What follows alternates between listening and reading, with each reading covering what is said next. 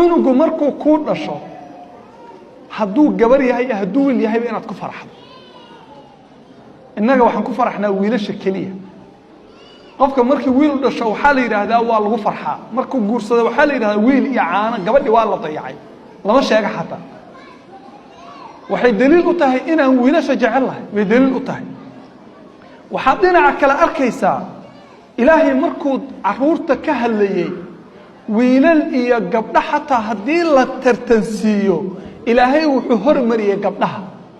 ilaahay wuxuu yiri yahabu liman yashaa'u inathan wa yahabu liman yashaa'u adh-dhukur aw yuzawwijuhum dhukrana wa inatha wa yaj'alu man yashaa'u 'aqima ilaahay qofku rabo wuxuu u hibayaa gabar qofku rabana wuxuu u hibayaa wiil qofku rabana wuu isugu daraa qofku rabana ilma dhalu ka dhiga midaan ilma dhalin ka dhiga gabadha maxaa loogu hormariyay waxaan ahlu tafaasiirta qaarkood ka akhriyay iyagoo dhahaya xikmad ku jirto oo gabadh haddii qofka ilaahay ugu bilaabo caruurta uu dhalayo cunuga ugu horeeya hadduu gabar noqdo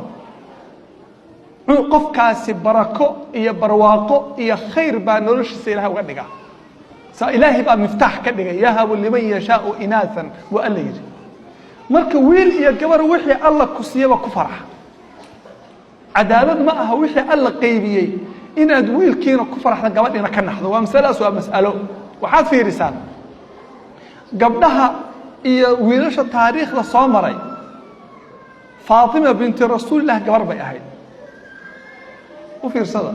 Aisha gabar bay ahayd Maryam bintu Imraan gabar bay ahayd gabdha qof ka qiimo badan oo bini aadam oo adduun soo maray rasuusha Ilaahay ka soo miyaad garanaysaa waa gabdhay ahaayeen dhinaca kale markaad fiirisid wiilkii nabi nuux ee aabihii oo nabi gaaloobay oo naarta iyo gaalada aaday wiil buu ahaa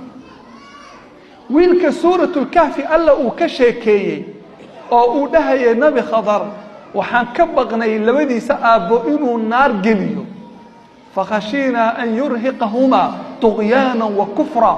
oo ilaahay baa naxariis uu waalidka u naxariisanaya dilay cunuga leeyahay wiil buu ahaa wala fiirsada